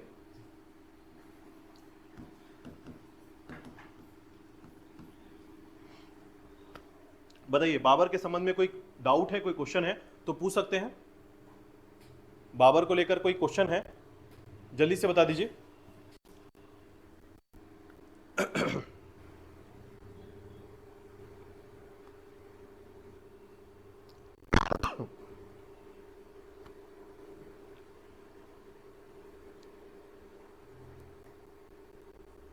चले आगे, चलिए तो देखिएगा हुमायूं का जो समय है, ठीक है, हुमायूं का जो समय है याद रखिएगा, उस समय के दौरान जो है आप इसको ऐसे याद कर सकते हैं कि हुमायूं का जो जीवन रहा है, यह जीवन 3 प्रकार से बहुत खतरनाक रहा है। ठीक है, खतरनाक क्यों? क्योंकि इसके समय में, चूंकि मैंने पहले कारण अभी जस्ट आपको बताया कि बाबर ने अपने जीवन में साम्राज्यवादी नीति तो अपनाई, युद्ध लड़े, जीते और साम्राज्य का विस्तार किया। ठीक है, लेकिन इसके साथ ही साथ जो है इसने अपने साम्राज्य को या दिल्ली के पूरे सल्तनत को जो है, दिल्ली का जो पूरा क्षेत्र था उसको मजबूती नहीं दे पाया। ठीक है, और अभी जो है संघर्ष की स्थिति लगातार बनी रहेगी। कारण यह है कि जो बाबर था, बाबर की मृत्यु के बाद जो है याद रखिएगा कई ऐसे विडंबनाएं या ऐसे सिचुएशन आए हैं जहां पर हुमायूं की तख्ते ताज जो है छीना जा सकता था। ठीक है, अब उसी में जो है कुछ ऐसे संघर्ष का कार्य आपको याद रखना पड़ेगा जो हुमायूं के समय में हुआ है। अब देखिएगा हुमायूं के जीवन में जो है इसके जीवन को सत्ता के तौर पर, ठीक है, या शासक के तौर पर 2 भागों में बांटा गया है। ठीक है, अब 2 भागों में क्यों बांटा गया? बिकॉज याद रखिएगा पहले जो शासन व्यवस्था था इसमें इसकी कुछ गलतियों के कारण जो है ये 15 साल के लिए अपने क्षेत्र से निष्कासित हो जाता है। निष्कासित करने का मतलब है हार कर इसको भागना पड़ता है दिल्ली के क्षेत्र से। ठीक है, तो अब इसके बारे में देखिएगा, सबसे पहले अगर हुमायूं की बात करें तो याद रखिएगा 1530 से लेकर, ठीक है, 1530 से लेकर शुरुआती समय 1540 तक का समय इसका प्रारंभिक समय रहा है। ठीक है, उसके बाद जो है 15 साल के लिए गायब रहेगा, याद रखिएगा। तो 1540 के बाद जो है फिर 15 साल के लिए गायब होगा, तो कब आएगा? 1555 में, और 56 में मृत्यु हो जाती है इसकी।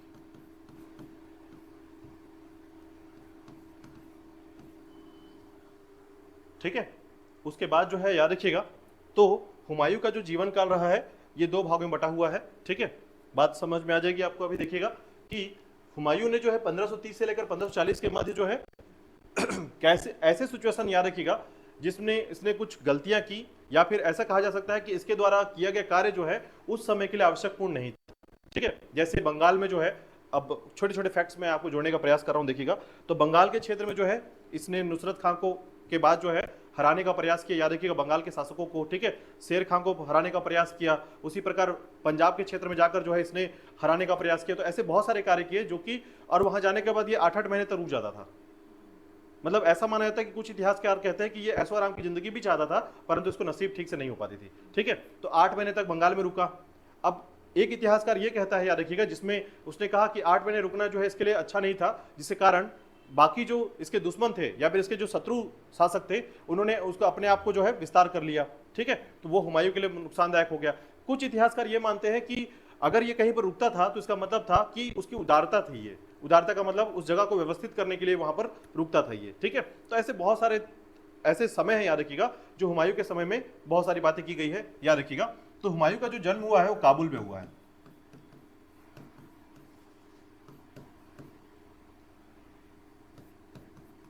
1508 में। ठीक है, तो 1508 में याद रखिएगा ये काबुल में जन्म लेता है 6 मार्च को। ठीक है, और याद रखिएगा इसका मूल नाम जो है नसीरुद्दीन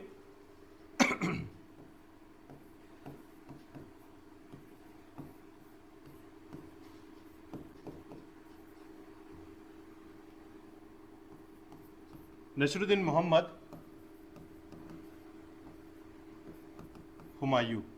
ठीक है, तो याद रखिएगा नसीरुद्दीन मोहम्मद हुमायूं जो है इसका मूल नाम रहा है। और साथ ही साथ याद रखिएगा कि इसके माता पिता जो है, ठीक है, तो माता का नाम जो है माहम बेगम,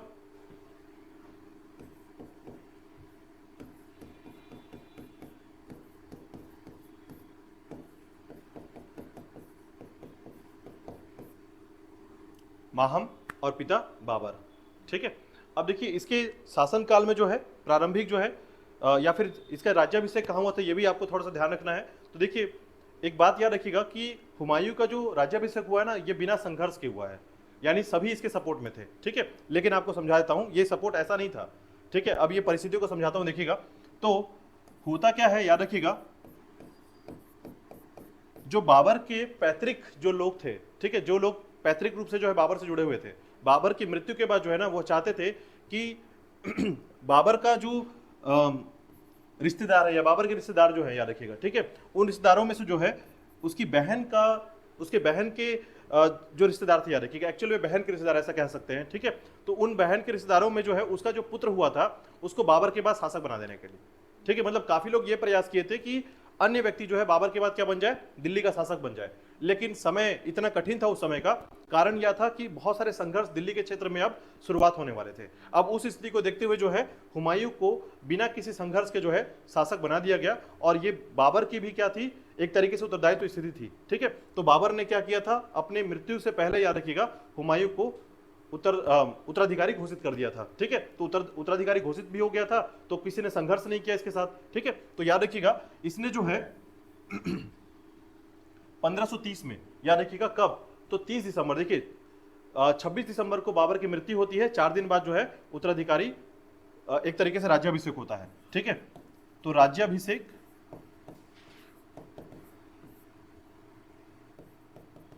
राज्याभिषेक 30 दिसंबर 1530 को, कहां पर, आगरा क्षेत्र में। ठीक है, तो याद रखिएगा इसका राज्याभिषेक जो है आगरा में संपन्न हुआ था। ठीक है, अब इसका जो सबसे बड़ा शत्रु है, याद रखिएगा, वो कौन है, तो शेर शाह सूरी। याद रखिएगा इसका सबसे बड़ा शत्रु है, यानी उसके बारे में आपको अलग से पढ़ने को मिलेगा, क्योंकि ये जो 30 से लेकर 40 के 40 से लेकर 55 के बीच में जो चीजें चल रही है वो शेर शाह सूरी के कारण ही चल रही है। याद रखिएगा, यानी इसको अपने क्षेत्र से निष्कासित होना पड़ा और भारत को छोड़कर जो है इवन पूरा दिल्ली छोड़कर जाना पड़ा था इसको, तो उसका कारण शेर शाह सूरी था। ठीक है, तो इसके बारे में समझेंगे। याद रखिएगा सबसे पहले याद रखिएगा कि हुमायूं के जैसे ही उत्तराधिकारी घोषित होने के बाद कुछ संघर्ष करने पड़े, उन संघर्षों को समझिएगा और उससे ये इसने किस तरीके से जो है, ठीक है, किस तरीके से जो है इसने कार्य करके जो है, या किस किस प्रकार के युद्ध लड़े इसने जब वो संघर्ष को समाप्त किया था इसने। ठीक है, उन संघर्षों में 6 संघर्ष सबसे इंपॉर्टेंट है। सबसे पहला जो संघर्ष, याद रखिएगा, संघर्ष के साथ इस बात को भी ध्यान रखिएगा कि संघर्ष के साथ जो है आपको इस पूरे चारित्रिक विवरण को पढ़ना पड़ेगा प्रॉपर तरीके से। हुमायूं के बारे में थोड़ा ठीक ठाक समझ के चलिएगा। जैसे आपने बाबर के लिए पढ़ा, ठीक है, 4 युद्ध लड़े उसने, और 4 युद्ध लड़ने के लिए जो है उसने अपना जो स्थिति बना के रखा एक मजबूत तौर पर। लेकिन हुमायूं के साथ ऐसा नहीं होगा। हुमायूं क्या कर लेता था, अधिक से अधिक से जल्दी संधि कर लेता था। ठीक है, वो जीत रहा है तब भी संधि करता था, और उसी कारण जो है उसको नुकसान का सामना करना पड़ता था, क्योंकि संधि कर लिया इसने। अब जैसे जो कालिंजर का युद्ध है, याद रखिएगा, ठीक है, इसके साथ जो है ना बहुत सारे युद्ध लड़े गए हैं, याद रखिएगा। तो उस संघर्षों में कालिंजर का युद्ध एक ऐसा युद्ध है, याद रखिएगा, जिसमें ये जीतने के बावजूद जो है ये क्या करता है, सामने वाले शासकों से जो है प्रताप रुद्रदेव जिसका नाम है, याद रखिएगा, उससे संधि कर लेता है। और संधि के दौरान जो है ये इस बात को सोच लेता है कि मेरे सैनिक की जो क्षति आपूर्ति हुई है सामने वाले ने पैसे देकर कर लिया है, और इसके बाद ये वापस आ जाता है। ठीक है, तो इस प्रकार से जो है याद रखिएगा इसने इस प्रकार के युद्ध लड़े हैं जिसमें अधिक से अधिक इसने क्या कर लिया, संधि कर लिया। अब संधि के बाद जो है वो शासक फिर से मजबूत होगा और फिर से इसके ऊपर क्या कर देगा, हमला करेगा, आक्रमण कर देगा। ठीक है, तो ये सिचुएशन बार बार इसके लिए क्या होता था, नुकसानदायक होता था, क्योंकि इसका चरित्र जो है इस प्रकार से स्थिति बनती थी। साथ ही साथ याद रखिएगा कि अगर इसे नेतृत्व के तौर पर देखा जाए तो याद रखिएगा बाबर ने इसे पानीपत के युद्ध में, ठीक है, खानवा के युद्ध में जो है, तो हर बार जो है युद्ध में लेकर गया इसे। तो युद्ध में लेकर जाने के कारण जो है इसे जो सैनिक जो एक तरीके से स्किल्ड होता है, कौशल होता है, इसके अंदर पहले से ही थी, लेकिन नेतृत्व करने की क्षमता नहीं थी शुरू से। याद रखिएगा इसमें सबसे बड़ी जो कमी रही है वो नेतृत्व करने की क्षमता और डिसीजन लेने की क्षमता। याद रखिएगा इस प्रकार की गलतियां जो है इसके समय में रही है, हुमायूं के समय में। ठीक है, चलिए इसके संघर्ष की बात करते हैं। तो इसके जीवन काल में होने वाले संघर्ष की बात करें तो याद रखिएगा कौन कौन से संघर्ष इसने प्रारंभिक समय में किए हैं। ठीक है, तो याद रखिएगा इसके संघर्ष या चुनौतियों के तौर पर जो है, ठीक है,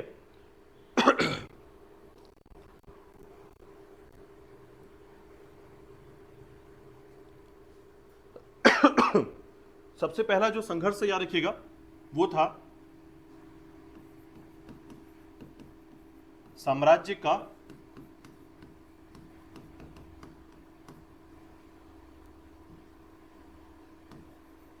नींव कमजोर होना।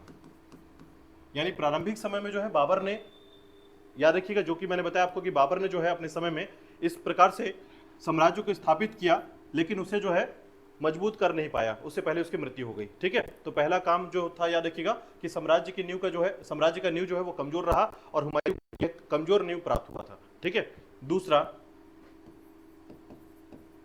भाइयों के मध्य संघर्ष की स्थिति। याद रखिएगा कि बाबर ने जब अपने जीवन में, ठीक है, उत्तराधिकारी घोषित किया तो एक तैमूरी पद्धति होती है, याद रखिएगा एक पद्धति होती है जिसे कहते हैं तैमूरी पद्धति। अब ये तैमूरी पद्धति क्या होती है कि जब पिताजी साम्राज्य को बांटने की बात करेंगे तो बड़ा भाई जो है इसे बांटेगा और प्रॉपर ईमानदारी से बांटेगा। ठीक है, ये दो प्रकार से उसको देख सकते हैं आप कि हुमायूं ने जो है एट ए टाइम जैसे ही उत्तराधिकारी घोषित होता है उसके बाद क्या करता है, अपने भाइयों में, बाकी 3 भाइयों में जो है अपने सारे साम्राज्य को बांट देता है। इस समय आवश्यकता थी कि साम्राज्य एक होकर एकता प्राप्त करके जो है शत्रुओं के साथ लड़े, लेकिन अगर मान लीजिए आपने उसी समय साम्राज्य को बांट दिया है तो सारी स्थिति क्या बनेगी, तो स्थिति यह बनती है कि और ज्यादा कमजोर हो जाता है इसका साम्राज्य। ठीक है, तो इसने जो है तैमूरी पद्धति के तहत या मजबूरी में या फिर पिता की आज्ञा के अनुसार जो है इसने भाइयों में अपना साम्राज्य बांट दिया था, याद रखिएगा। ठीक है, तो राज्याभिषेक या राजा बनने के बाद तुरंत ही इसने क्या कर दिया था, राज्य बांट दिया था। ठीक है, पढ़ेंगे आगे इसके बारे में। तीसरा जो संघर्ष याद रखिएगा, मिर्जा तथा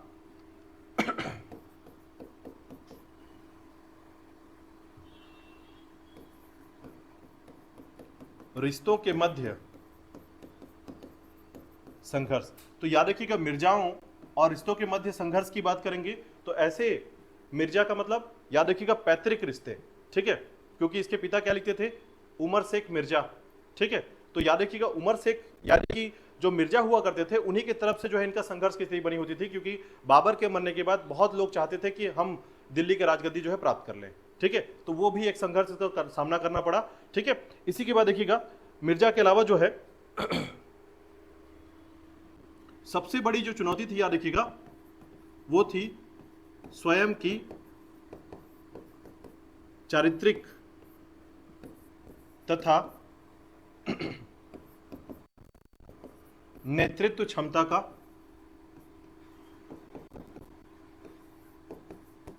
की कमी। चारित्रिक का मतलब यहां पर कैरेक्टर से नहीं है, याद रखिएगा। चारित्रिक का मतलब है कि स्वभाव में ज्यादातर सहज हो जाना।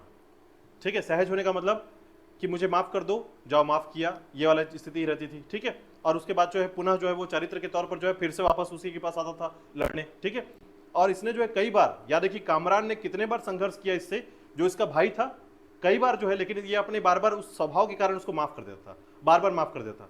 अंतिम तौर पर जब होता है याद रखिएगा तब जाकर उसकी आंखें निकलवा लेता है ये। ठीक है, और मक्का के क्षेत्र में जो है भेज देता है ताकि आगे जाकर वो यात्रा करे मक्का क्षेत्र में जो है। ठीक है, अस्करी के साथ भी ऐसा करता है, लेकिन उसकी आंखें ना निकलवा करके जो है याद रखिएगा उसे सीधे माफ करके जो है भेज देता है बाहर। ठीक है, हिंदाल की मृत्यु हो जाती है याद रखिएगा, तो तीनों भाई से मुक्ति इसको लास्ट टाइम में मिलती है, याद रखिएगा। ठीक है, तो इसको अंतिम समय में इसको तीनों भाई से जब मुक्ति मिलती है तो ये अपने साम्राज्य का विस्तार कर पाता है, परंतु अब यहाँ जब आता है याद रखिएगा तो उसके बाद 1 ही साल बचता है, फिर इसकी मृत्यु हो जाती है, याद रखिएगा सीढ़ी से गिरकर। ठीक है, तो सीढ़ी से गिरने से इसकी मृत्यु हो जाती है। तो हुमायूं का जो जीवन चक्र रहा है ना वो संघर्षपूर्ण रहा है, याद रखिएगा।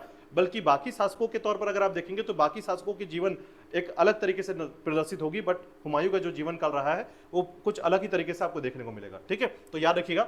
इसके बाद सबसे बड़ा जो इसका दुश्मन रहा है, इसको प्रबल दुश्मन कहते हैं, याद रखिएगा, अफगानों के द्वारा। ठीक है, अफगानों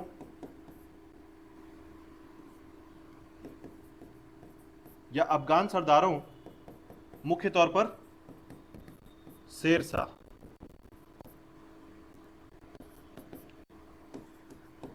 के साथ संघर्ष, ठीक है। तो शेर शाह जो है याद रखिएगा अफगान शासकों में, इसने जब यह देखा कि बंगाल की स्थिति कमजोर होती है, नुसरत शाह बंगाल का शासक बाबर के समय, मैंने बता दिया अभी आपको, तो याद रखिएगा जब नुसरत शाह की मृत्यु होती है और नुसरत शाह का जो उत्तराधिकारी है वहां पर शासन करता है लेकिन अयोग्य उत्तराधिकारी होता है, तो ये बिहार में था, याद रखिएगा उसने बंगाल पे आक्रमण कर दिया, ठीक है। अब बंगाल में आक्रमण करने के बाद बंगाल का शासक बन गया वो, ठीक है। साथ ही साथ जो है समय दर समय जो है अब हुमायूं, चूंकि नुसरत शाह और बाबर के मध्य क्या हुआ था, संधि हुई थी, हुमायूं जाता है बंगाल के क्षेत्र में, तो ऐसे में जो है शेर शाह जो है वहां से भाग जाता है, ठीक है। तो स्थिति ये बनती है, याद रखिए कि बार बार उसके साथ जो है लगभग संघर्ष का सामना करना पड़ता है, एक से अधिक बार जो है लगातार उसे संघर्ष करता है। पहले संघर्ष में जो है हुमायूं जीत जाता है लेकिन पुनः माफी करने वाली आदत के कारण जो है उसे माफ कर देता है, ठीक है। अब इसी का बदला लेता है कौन, शेर शाह, याद रखिएगा, और वापस पलट कर आता है, और तब तक जो है उसकी स्थिति मजबूत हो चुकी थी और हुमायूं जो है इधर परेशान था अपने भाइयों के कारण, और ऐसी स्थिति में याद रखिएगा शेर शाह से जो है आपका भौगोलिक कारणों से जो है याद रखिए, क्योंकि यह जब आप युद्ध के बारे में पढ़ेंगे ना तो नदियों के मध्य जो है हुमायूं की स्थिति फंस जाती है, याद रखिएगा, उसकी सेना जो है कमजोर पड़ जाती है और ऐसे में जो है हुमायूं को भागना पड़ता है वहां से, ठीक है। अब भागते हुए जो है याद रखिए कई बार जो है इसके मध्य जो है युद्ध होता है और युद्ध के दौरान जो है हुमायूं हार जाता है और यहाँ से उसको भागना पड़ता है, और शेर शाह जो है अंतिम तौर पर जो है दिल्ली और आगरा के क्षेत्र में जो है शासक बन जाता है, और उसके पूर्वज जो है लगातार वहां पर क्या करते हैं, 15 सालों तक शासन करते हैं, और स्थिति कमजोर देखते हुए पुनः जो है हुमायूं आता है और 1515 में जो है याद रखिएगा फिर से युद्ध करता है और वापस पुनः जो है आगरा और दिल्ली के क्षेत्र को विजित कर लेता है, और इस प्रकार से जो है हुमायूं वापस आता है, परंतु 1556 में जो है उसकी मृत्यु हो जाती है, ठीक है। तो ये स्थिति को समझिएगा कि इसका संघर्ष सबसे ज्यादा जो समय रहा है वो अफगान सरदारों के मध्य रहा है, ठीक है। तो ये 5-6 कारण है, याद रखिएगा, जो उसके संघर्ष का कारण है, इसको आपको डिटेल से पढ़ना है, थोड़ा सा इसको समझते हुए पढ़ना है। तो इसको पढ़ने के लिए आसान तरीका है कि आप युद्ध को पढ़ लीजिए, उसके समय में जो घटना घटेगी वो घटना इसमें जुड़ी हुई है, ठीक है। फॉर एग्जाम्पल साम्राज्य का नींव कमजोर होना, ठीक है। तो साम्राज्य का नींव कमजोर क्यों था, तो आपको पहले बता देता हूं कि चूंकि बाबर ने जो है उत्तराधिकारी तो इसे घोषित कर दिया, लेकिन यह भी बात बोला कि क्योंकि देखिए शासक के पास ये मजबूती रहती थी कि वो मैं अपने भाई को बंटवारा नहीं करूंगा, जो करना कर लो, शासक हूं मैं, ठीक है, या फिर बाद में बांटूंगा, या फिर ऐसा भी कर सकता है, याद रखिएगा, कि सभी को सूबेदार बनाकर अलग अलग जगह भेज देता, लेकिन इसने जो है प्रॉपर तरीके से अपने राज्य का बंटवारा किया, और बंटवारा करने के साथ ही जो है अब क्षेत्र छोटा हो गया, सैनिक छोटे हो गए, और इस कारणों से जो है राष्ट्रीय जो एकता होती है, जो एकता की भावना होती है, वो खत्म हो गई मुगल शासन में, कमजोर हुआ पहला कारण, ठीक है। तो साम्राज्य का नींव का कमजोर होने का कारण पहला है कि साम्राज्य का बंटवारा हो जाना, और बंटवारा क्यों किया गया, तो इसके 2 कारण याद रखिएगा। पहला तैमूरी पद्धति, ठीक है, तैमूरी जो सिस्टम होता है, शपथ होता है, याद रखिएगा, कि अगर पिताजी ने बोला है कि बांटना है तो वो बांटना है, ठीक है। तो इस प्रकार से जो है हुमायूं ने अपना कर्म पूरा किया और उसने जो है अपने भाइयों को, तीनों भाइयों को अलग अलग क्षेत्र दिया, ठीक है। डिस्कस करेंगे कौन कौन सा क्षेत्र किसको दिया। तो चलिए संघर्ष को देखते हैं। सबसे पहले देखिएगा, ठीक है, यहां तो कोई डाउट तो नहीं है, बातें समझ में आ गई, ठीक है। तो इसको समझिएगा कि ये जो स्ट्रेटेजिक है, इस स्ट्रेटेजिक को अगर आप समझेंगे तो हुमायूं के समय में होने वाली हर घटनाओं को आप समझ पाएंगे, ठीक है। देखिएगा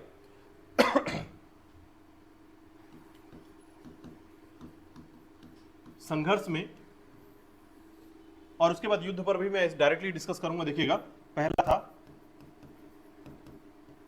साम्राज्य का बंटवारा,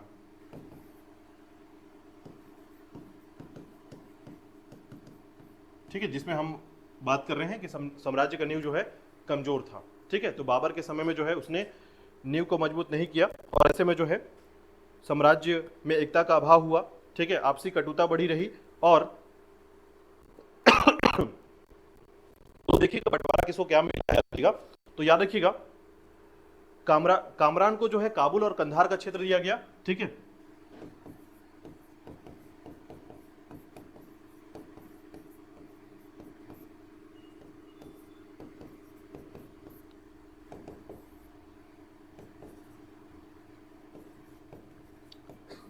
यहां पर एक बात ध्यान रखिएगा, काबुल और कंधार जिसको मिलता है उसके बाद सबसे अच्छे सैनिक गुणवत्ता वाले लोग मिलते हैं, याद रखिएगा, ठीक है।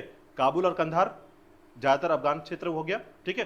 तो वहां पर अच्छे सैनिक मिलते थे, याद रखिएगा, और इसने अपने अच्छे सैनिक किसको दे दिए, कामरान को दे दिए। तो ये सबसे पहली गलती थी, याद रखिएगा, कि इसने बंटवारा करते समय भी इस बात का ध्यान नहीं रखा कि दिल्ली या फिर जो शासन है उसको मजबूत करने के लिए मुझे कौन सा क्षेत्र चाहिए होगा, ठीक है। तो इसने जो है सैनिक, जहां पर अच्छे नस्ल के सैनिक मिलते थे, याद रखिए, जो लड़ाकू सैनिक हुआ करते थे, वो क्षेत्र उसको दे दिया, कामरान को दे दिया, ठीक है, याद रखिएगा। उसी प्रकार राजनीतिक और आर्थिक रूप से मजबूत क्षेत्र जो है, याद रखिएगा, जैसे अस्करी को जो है संभल वाला क्षेत्र दिया, याद रखिएगा, संबल क्षेत्र दिया और हिंदाल को जो है अलवर का क्षेत्र दिया, ठीक है, और स्वयं शासक बना, याद रखिएगा दिल्ली के लिए। तो याद रखिएगा इस प्रकार से जो है, ठीक है। अब देखिए सबसे प्रारंभिक क्षेत्र में ये पूछा जाता है, इसके प्रारंभिक चुनौती और समाधान के तौर पर जो है पहले एक नोट करके यहां पर थोड़ा सा ध्यान रखिएगा, ठीक है। हुमायूं सबसे पहले यानी अपने शुरुआती समय में जब वो बाबर के साथ था, याद रखिएगा, तो एक जगह का सूबेदार था, ठीक है। तो इसकी जो संपन्नता है वो प्रारंभिक समय से स्टार्ट हुई थी, याद रखिएगा। तो 12 साल की आयु में जो है ये धीरे धीरे काम करना चालू कर चुका था, ठीक है। तो ऐसे में याद रखिएगा कि यह जो है 12 साल की आयु में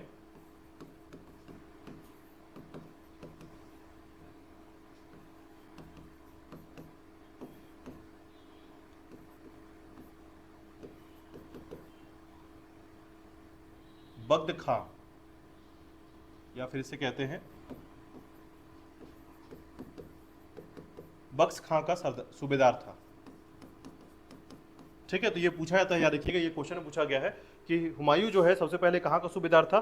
तो याद रखिएगा बख्श खां, इसे एक शब्द से जाना जाता है, याद रखिएगा, ठीक है। तो इस शब्द का जो, इसको आप ऐसा लिख सकते हैं, ठीक है। तो ये जो बख्श खां है, याद रखिएगा बख्श खां कहते हैं इसको, तो वहां का सूबेदार बना पहले सबसे 12 साल की उम्र में, ठीक है। तो बख्श खां जो है यहाँ का सूबेदार बना और इस तरीके से जो है प्रारंभिक समय से ही सूबेदार का कार्य करना चालू किया इसने, ठीक है। और इसके बाद जो है याद रखिएगा 22 वर्ष की उम्र में जो है इसको गद्दी प्राप्त हुई है 30 दिसंबर, ठीक है, 1530 को। अब गद्दी प्राप्त की तो इसके साथ संघर्ष रहा, याद रखिएगा, ठीक है। तो इसमें सबसे पहला जो संघर्ष याद रखिएगा, जिसमें इसने क्या किया है साम्राज्य का बंटवारा किया, जिसके कारण जो है इसके परिणाम निकल कर आते हैं कि साम्राज्य की जो नींव थी वो कमजोर हुई, एकता की कमी आई, याद रखिएगा, ठीक है। अब दूसरा जो है याद रखिएगा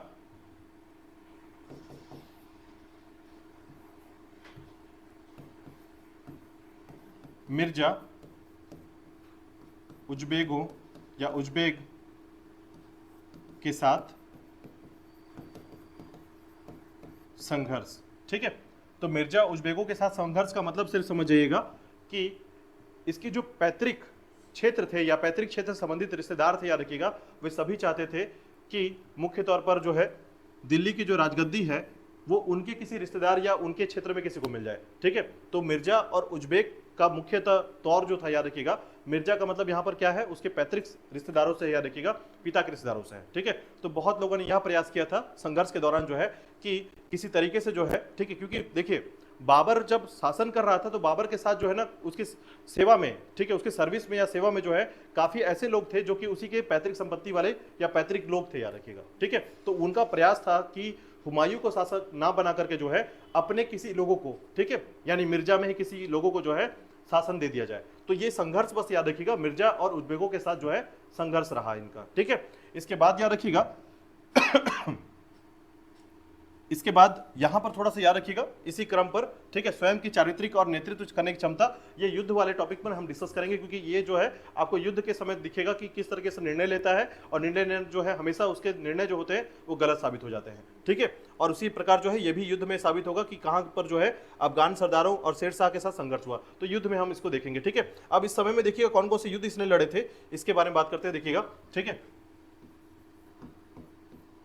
इसके द्वारा लड़े गए युद्धों में, ठीक है, इनके क्रम पर याद रखिएगा, युद्धों के क्रम पर सबसे पहला जो युद्ध लड़ा गया था इसके द्वारा कालिंजर के युद्ध,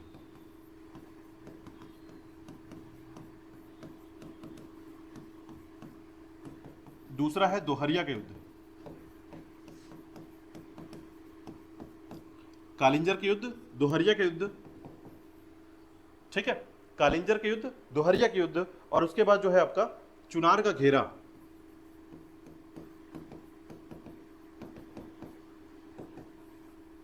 चुनार का घेरा, ठीक है। और चुनार के घेरा के बाद याद रखिएगा बहादुर शाह के साथ युद्ध,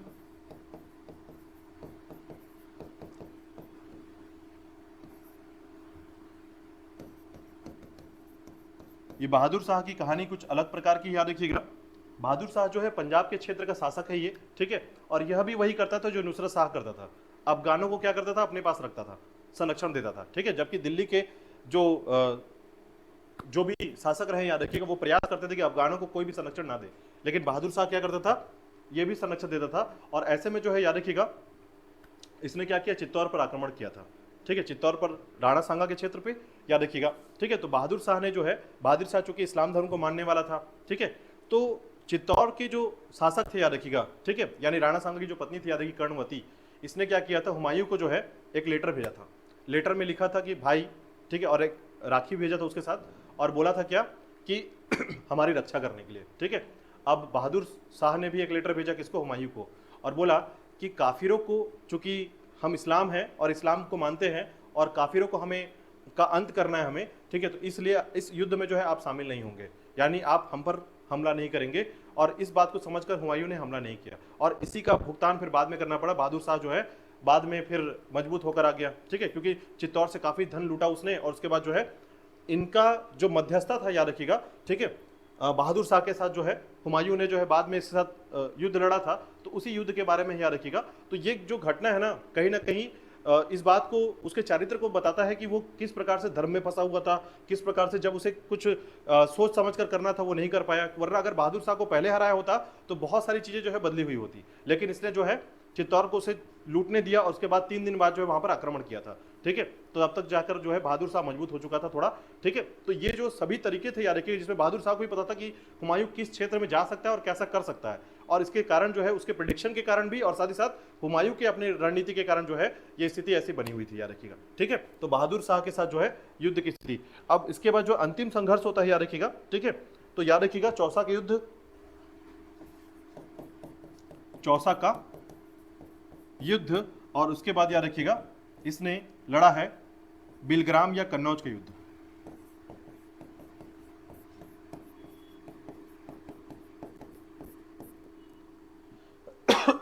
तो ये 6 युद्ध बहुत महत्वपूर्ण है, याद रखिएगा।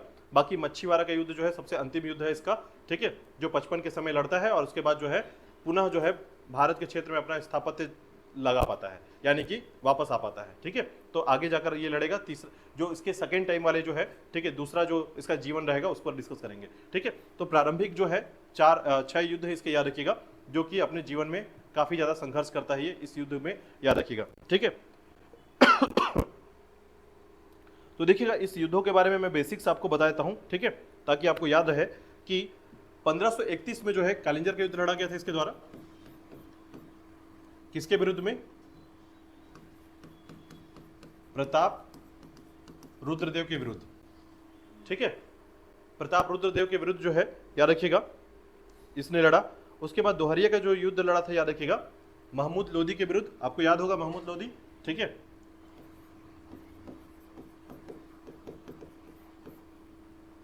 चुनार का घेरा याद रखिएगा, तो चुनार का घेरा का जो समय है, यानी ये जो चुनार का घेरा है जो याद रखिएगा, तो इसके संबंध में महमूद लोदी के बाद जो है चुनार का घेरा जो है शेर शाह के विरुद्ध जो है ये चुनार के घेरे के लिए लड़ता है, याद रखिएगा।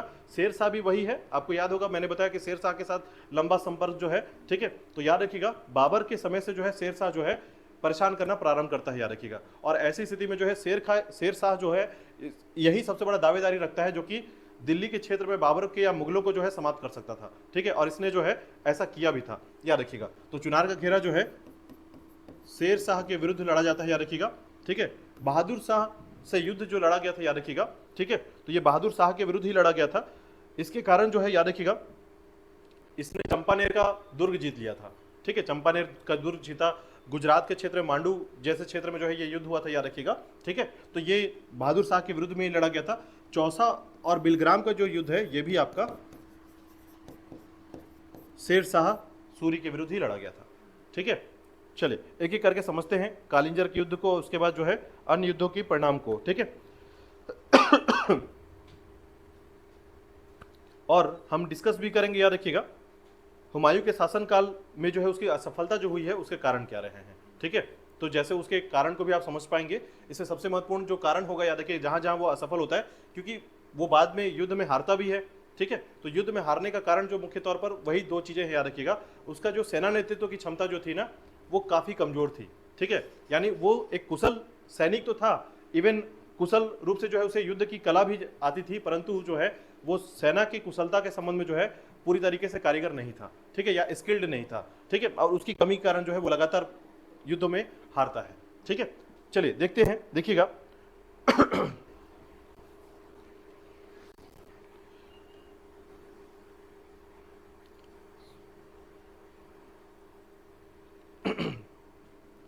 सबसे पहले देखिएगा,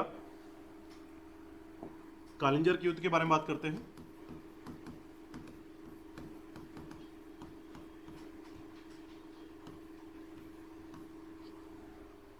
तो कालिंजर का जो युद्ध हुआ था, याद रखिएगा। ठीक है,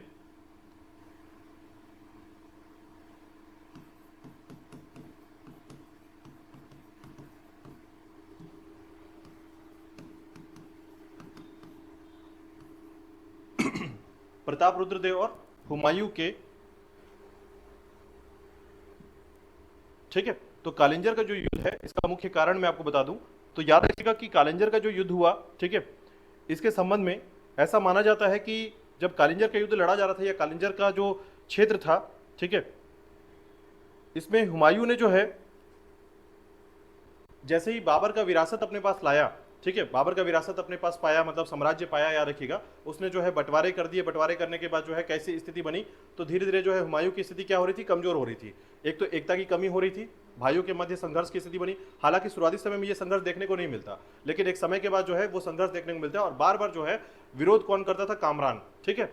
फिर उसके साथ जो है कामरान, जैसे ही कामरान के साथ विरोध की स्थिति बनती है, उसके बाद जो है अस्करी भी जो है कामरान का साथ देने लगता है। लेकिन ऐसी स्थिति में याद रखिएगा कि हिंदाल जो है ये अधिकांशतः स्थिति से दूर होता है। ठीक है, था कि हुमायूं का सबसे पहला युद्ध था इस क्षेत्र में, ठीक है, क्योंकि लेकिन इससे पहले जो है इसने काफी बार युद्ध लड़ा था, अपने पिता के साथ जो है मिलकर युद्ध लड़ा था, लेकिन अपने नेतृत्व की क्षमता में जो है इसने अपना पहला युद्ध लड़ा था, याद रखिएगा। हालांकि इसके पिता जो है, याद रखिएगा, ये बाबर ने जो है इसे कई बार जो है, आपको मैंने बताया था कि समरकंद के क्षेत्र में जो है उसकी जो अभिलाषा थी समरकंद को प्राप्त करने की, उसने बार बार जो है हुमायूं को उस क्षेत्र भेजा था, उस क्षेत्र को जीतने के लिए। लेकिन इसने जो है कुछ खास ऐसा नहीं कर पाया जिसमें समरकंद का क्षेत्र या फिर उसके उज्बेकों के क्षेत्र को जीत पाए।